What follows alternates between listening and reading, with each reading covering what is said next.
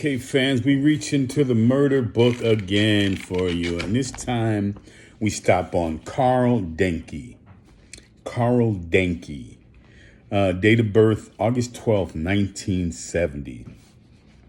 They used to call this guy the cannibal of Zebice. I guess that's after they figured it out that it was him killing people, because no one knew he was doing it from 1909 to 1924.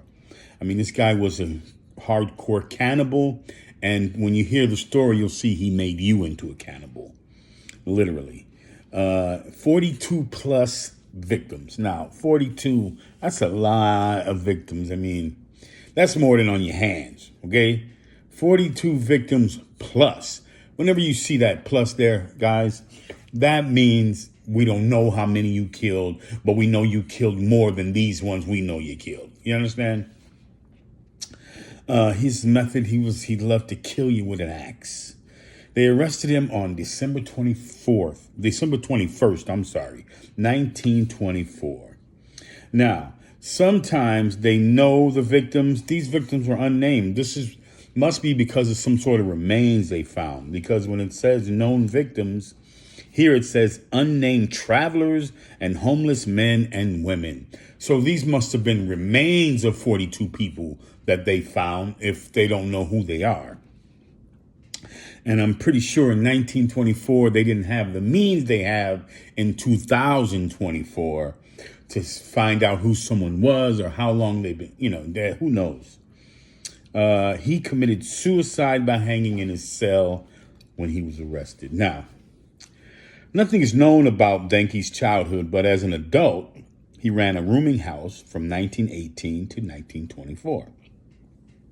He was well liked by his tenants, who often called him Papa. Papa Denke was popular throughout the community, and he was the organ blower at the local church. So this cat played the organ in church, okay? Serial killer cannibal over there playing the organ in church. Little did anyone know this seemingly good man had been committing murders and eating his victims' flesh. Now it goes to the murders. Let's talk about the murders. Denke's victims were mostly people who wouldn't be missed if they disappeared. And if they were, it wouldn't be a long time before they would be reported missing. He generally targeted tramps, beggars, and journeymen, men passing through on their way to their destinations. A tenant of Denke's heard cries for help coming from his apartment on December 21st, 1924. He raced downstairs thinking Denke may be injured somehow, and found a young man staggering down the corridor. There was blood streaming from his scalp, which had been cut open. As the young man collapsed, he claimed Denke had struck him with an axe. The tenant summoned the police immediately. When the police searched Denke's flat, they found identification papers belonging to 12 journeymen. They also found a number of items of men's clothing in the kitchen. Also in the kitchen were 2 large tubs in which meat was pickling in brine.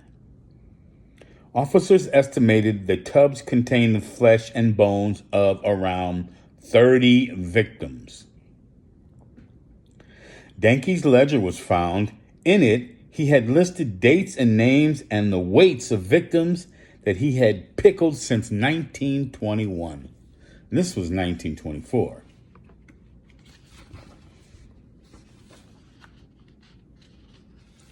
That guy was a cold, hard motherfucker. Denke was arrested and taken to the local jail on December 21st, 1924.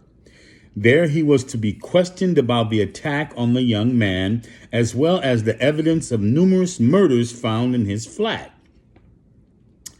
Denke, however, never did explain himself to the police and faced criminal charges.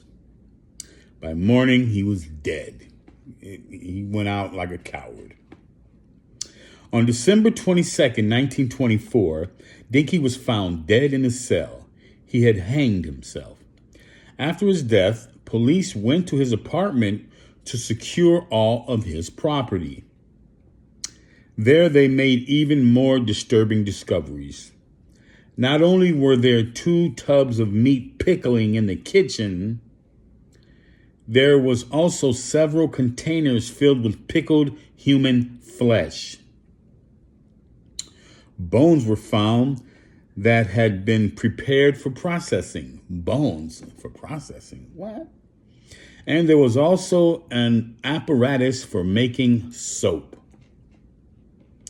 Dozens of suspenders, shoes, belts hung on the wall, all made from human skin.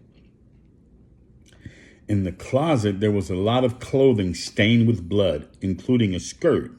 Eventually, the pickled flesh was scientifically tested and found to be human. A total of 20 victims were eventually identified, but it is estimated he had killed and pickled more than 40 people. Can you imagine? So this guy was basically using human meat, okay?